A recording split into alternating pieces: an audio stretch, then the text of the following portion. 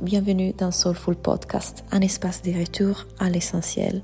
Ici, on ne cherche pas à devenir quelqu'un, on se rappelle de qui on est, sous les couches, sous les rôles, derrière les pensées et les émotions. Tu n'es pas la météo, tu es le ciel. Et chaque épisode est une invitation à ralentir, à ressentir, à écouter ce qui est déjà là. Dans ce podcast, je te partage une parole vraie, parfois brute, mais toujours ancrée dans la présence. Tu ne trouveras pas ici des recettes pour aller mieux, mais des chemins pour être, tout simplement être, et découvrir ta vraie nature derrière le mental. C'est parti. Bienvenue dans ce nouvel épisode de podcast. Aujourd'hui, on va parler de quand l'élan n'est plus là. Et je suis persuadée qu'en ce moment, il y a plein de personnes qui ressentent ça. Donc, sans plus tarder, on va aborder ce sujet. Peut-être que tu es dans une période dans laquelle tu n'as plus envie, plus d'élan. Tu es là, vivante, consciente, mais il n'y a plus rien qui t'anime comme avant. Tu ne veux pas faire du contenu, ou pas coacher, ou pas créer, ou tout simplement pas performer. Et tu sens un détachement, presque un vide. Aujourd'hui, je te parle depuis cet espace. Pas pour te booster, pour te réveiller, pour te motiver, mais justement pour aller regarder ensemble qu'est-ce qui reste quand il n'y a plus d'élan. Quand l'élan se retire, c'est comme une mort douce, mais plutôt que le voir de façon négative, parce qu'encore une fois, l'élan se retire, il y a plus de joie, il y a plus de motivation, on ne regarde ça qu'avec un prisme négatif. Aujourd'hui, j'aimerais te montrer l'envers de la médaille de tout ça. L'énergie de création, de partage, de faire semble s'éteindre, oui. Cela peut sembler à une perte de sens, une fatigue, un burn-out, une sorte de désintérêt général. Mais et si c'était une mort symbolique, une phase naturelle? Ce n'est pas un bug, c'est une étape, c'est une mise en nu. Parfois, c'est la vie qui retire ce qu'on croyait être en nous pour nous ramener à ce qu'on est vraiment. Et sûrement dans cette saison qui commence à changer, l'été se termine, l'automne arrive, c'est ce que beaucoup d'entre nous ressentent, les feuilles tombent pour laisser cet arbre complètement nu, parce que dans cet état de nu, on peut commencer à voir vraiment qui on est. C'est l'illusion du moi active qui doit faire, créer, partager, qui commence à se défaire. Dans une société dans laquelle on ne fait que nous inviter à produire, à faire, à agir, mais pas partir d'un espace de joie tel un enfant, de création, de partage, à partir d'un espace de performance, d'éprouver quelque chose, d'appartenance au groupe, de survie. Et c'est là que lorsque cette façon de faire n'est plus d'actualité pour ton système nerveux, pour ta vie, la vie retire cette façon de faire. Et en retirant cette façon de faire, ça peut rester un vide. Je l'ai vécu il y a 3 ans. Ça semble qu'il n'y a plus rien, ça semble qu'il y a un vide, ça semble qu'il y a une perte d'essence. Mais en réalité, quelque chose se passe justement dans ce vide-là. Notre conditionnement dit, si tu ne fais rien, tu perds ta valeur, tu perds des clients, tu perds ton rôle. Pourtant, dans ces espaces de non-faire, rien n'a changé de ce que tu es. Parce que tu n'étais pas celle qui faisait, et tu n'es pas non plus celle qui ne fait pas. Alors la question devient, qui suis-je sans élan? Suis-je toujours là? Est-ce qu'il manque quelque chose? Et regarde bien dans cette direction. Où es-tu? Le vrai nous, ce n'est pas le moi qui fait, ce n'est pas le personnage qui agit, ce n'est pas le personnage qui conquérit, qui obtient, qui fait. Ça, c'est juste une forme, objet qui émerge en expérience dans l'espace qu'on est. On est la conscience dans laquelle tout se fait, l'action ou l'inaction. On est ce tout. C'est quelque chose qui a toujours accompagné le personnage Claudia, le personnage Marie, le personnage Sylvie. ces sortes de présences qui accompagnaient le personnage et non pas le personnage. Donc, suis-je toujours là quand l'élan n'est pas là? Ou est-ce qu'il manque quelque chose? Comment pourrait manquer quelque chose alors que tout est déjà là?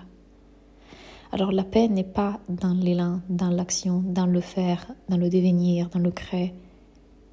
La paix est déjà là.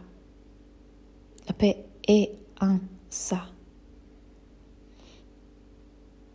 Donc ce n'est pas moi qui perds l'élan, parce qu'il n'y a pas de moi, il n'y a pas d'élan non plus. Il y a juste la vie qui se fait. C'est l'élan qui me traverse ou pas. Et l'élan est la vie. Il n'y a pas à moi qui a l'élan. Il y a juste la vie. Et la vie parfois peut bouger d'une façon ou d'une autre, expérimenter d'une façon ou d'une autre. Et parfois il y aura un ralentissement, ou en tout cas à nos yeux, parce qu'en réalité, même là, est-ce qu'on ralentit vraiment ou est-ce que la vie est constamment en train de se faire dans un calm timing? Donc, s'il n'y a pas à moi qui fait, est-ce qu'il y a un problème dans le fait qu'en cet instant, il n'y ait pas de mouvement, d'élan? Et parfois, justement, cet élan est bloqué par le mental qui vient dire « je devrais faire des choses, je devrais m'activer, je devrais faire plus ceci, cela ». Mais justement, si on remarque qu'il n'y a aucun moi qui est plus valable ou plus au X s'il fait des actions, quelque chose tombe, quelque chose se détend. Et dans cette détente, dans ce lâcher-prise, dans cette ouverture à la vie peut continuer à se faire. Sans notre intervention, sans qu'il y ait un moi qui vient définir ce qui devrait être à cet instant-là. Ce qui devrait se faire à cet instant-là. À chaque fois, est-ce que tu peux regarder dans la direction de il est où ce moi qui a l'élan ou qui n'a pas l'élan? Qui a l'énergie ou pas l'énergie? Qui a la joie ou pas la joie? Il est où? De qui je parle? Si je suis la conscience, l'espace dans lequel tout se fait, peux-je laisser que ça se fasse, vu que c'est la vie qui se fait à travers moi parce que je suis la vie. Il n'y a que la vie qui se fait. Et il n'y a pas à moi qui a l'élan ou pas l'élan. Il y a juste différents mouvements. Et donc, quand on accueille pleinement ce qui est là, on arrête de chercher à retrouver l'élan. Parce que paradoxalement, c'est quand on cherche à retrouver l'élan qu'on ne le trouve pas. Parce qu'il sera là quand il doit être là. S'il n'est pas là, c'est parce que c'est ainsi qu'il doit se faire. Dieu veut ainsi à cet instant. Et ça n'a rien de personnel. Ça n'a rien à voir avec toi. Il n'y a pas un moi encore une fois. Donc, en quoi le fait qu'il ait moins de mouvements, moins par rapport à quoi aussi, avec quoi le cerveau compare? Le cerveau compare avec cette époque de ta vie dans laquelle tu étais dans un grand mouvement, mais peut-être un mouvement qui venait de la blessure, de la survie, un mouvement égotique. Alors, est-ce qu'on peut arrêter de chercher à retrouver l'élan? Parce que ce qui est là exactement ce qui doit être là. Est-ce qu'on peut dépersonnaliser aussi l'élan? Il n'y a pas un moi qui a l'élan ou un moi qui n'a pas l'élan. C'est juste la vie qui fait un mouvement. C'est juste la saison dans laquelle l'arbre perd ses feuilles et c'est ainsi qu'il doit se faire. L'arbre ne se dit pas « Oh mince, je ne devrais pas perdre mes feuilles, je devais fleurir. » Il laisse que les feuilles tombent parce que c'est ça qui doit se faire. Il ne personnalise pas le processus, il ne rejette pas le processus, il ne le juge pas. Tel un arbre, laisse que cette saison fasse ce qu'elle a à faire. Se laisser être dans cet espace vide, silencieux, flottant, dans lequel le cerveau, on peut le remarquer, il veut trouver des réponses, il veut savoir, il veut agir, il veut faire. Il veut constamment le contraire de ce qui est là, parce qu'il pense que le contraire de ce qui est là est meilleur de ce qui est. Mais on sait très bien que ce n'est pas le cas. Ce qui est là est la seule chose qui doit être là, et c'est parfait. Et on peut voir dans la comparaison avec un état autre à quel point il y a l'illusion de ça serait meilleur. La seule raison pour laquelle on souffre, ce n'est pas le manque d'élan, c'est la résistance à ce qui est. C'est vouloir qu'il aille autre chose. Dans l'accueil du manque d'élan ou si on veut l'appeler comme ça, parce que est-ce que c'est vraiment ça? Dans l'accueil de ce qui est à cet instant, là, les feuilles qui tombent, on trouve la paix. La paix n'est pas là seulement parce qu'on résiste et on veut que les choses soient différentes. Je devrais performer, je devrais être dans l'action, je devrais faire plus, je devrais avoir du succès, je devrais être un moi qui correspond à l'idée d'une société qui me veut performante. Je devrais appartenir au groupe, je devrais. La résistance à ce qui est là est ce qui nous fait souffrir, pas le processus. Le processus en soi est neutre. Il est là. Il se fait malgré nous. Est-ce qu'on peut observer l'envie de fuir, l'envie de comparer, l'envie de forcer et l'observer comme un mouvement mental, activité psychologique du cerveau qui se fait à travers nous, objet en expérience qui émerge, sans réagir à ça, sans en faire quelque chose. Et si cette pause était le vrai chemin spirituel? Et si le fait de ne pas avoir envie était sacré? Je suis aussi dans ces moments de ma vie dans lesquels il y a rien vraiment qui va émerger de façon particulière. Il n'y a pas un grand mouvement, un grand élan, une grande joie avec quelque chose de spécifique. Il y a un mort de quelque chose d'autre que je ressens et je remarque. En ce moment, je vais commencer à faire des vidéos YouTube en anglais. Il y a une morte d'une cible qui ne me correspond plus et donc lâcher quelque chose qui ne correspond plus en tout cas à l'être qui devient de plus en plus aligné. Quand je dis aligné, c'est juste un mot pour indiquer quelque chose authentique. Donc des limites qui se font avec certains membres de ma famille de façon naturelle, des choses qui lâchent, des choses qui tombent, des choses qui meurent. Et dans cette morte, et dans cette truc qui lâche de façon apparente et qui s'en vont, qui se défont, du coup, je ne sais pas encore ce qui ce qui va émerger, comment elle va émerger.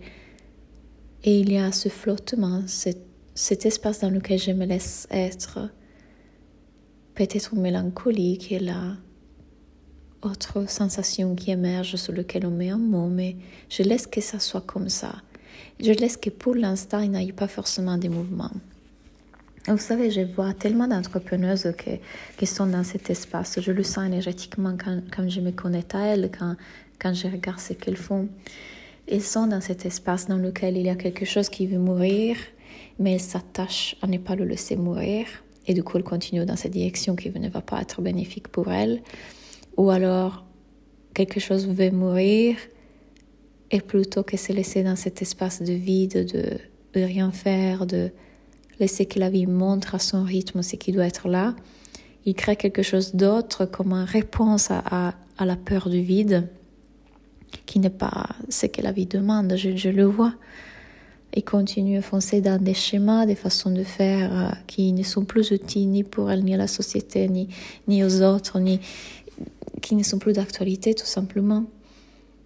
Tout simplement parce qu'on a peur de rester dans ce manque d'élan, dans le vide, dans je ne sais pas qu'est-ce qu'il y a après, et je ne dois pas être forcément dans l'action constante pour savoir. Et encore une fois, ça ne veut pas dire non plus rester dans l'inaction. Malgré le fait que je ne sais pas exactement ce qui se présente dans les prochains mois, et je vois des choses tomber, mourir et lâcher, il y a une action que je pose, qui est là, qui se fait de façon naturelle, mais parfois moins naturelle aussi. Parfois, ok, je dois faire cette action, je l'avais mis en agenda, tout simplement, je la suis, sans attachement, sans attente de ressentir un élan spécifique, une grâce spécifique, une joie spécifique. C'est ce qui est là, à cet instant. Et à cet instant, il n'y a pas ce grand élan. Et cette situation n'est pas pire qu'une autre, n'est pas meilleure qu'une autre. Cette situation est la seule qui existe à cet instant.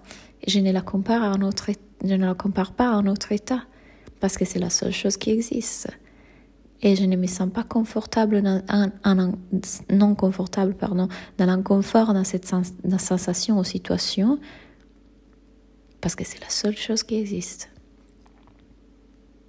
Parce que c'est la seule chose qui doit être là. Parce qu'il n'y a pas en moi un contrôle, parce que la vie c'est mieux.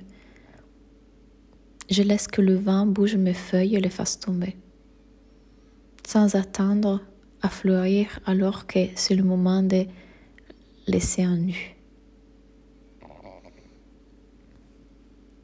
Le silence est vivant. Et ralentir n'est pas en régression. La vie continue de se faire à travers nous et sans toi. Respiration, digestion, présence, battement du cœur, la vie continue. Il n'y a pas en moi un contrôle. Parfois cet état est une incubation, un basculement intérieur qui précède un nouveau chapitre.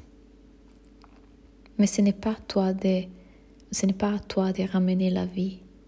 Elle est déjà là. Et ce qui reste quand il n'y a plus d'élan est la conscience, qui est toujours un espace vivant, l'espace qui voit tout ça se faire. La confiance que tout ce qui est là est juste. Parfois, ce qui reste, c'est le silence, ou une présence nue, ou une douce tristesse. Mais elle est vue. Donc, si tu es dans cet espace, sache que tu n'es pas seul, tu n'es pas en train de régresser, tu n'as pas besoin de te réparer, il n'y a pas un moi. Ce qui est là exactement, ce qui doit être là.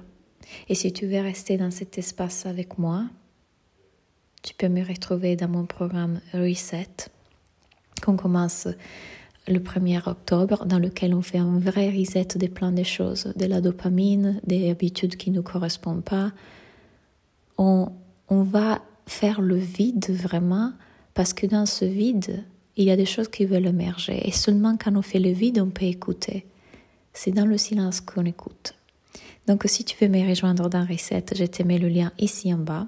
Merci pour avoir écouté ce podcast. Et si tu trouves qu'il peut aider des personnes à toi chères, n'hésite pas à leur envoyer le lien. Merci et à bientôt.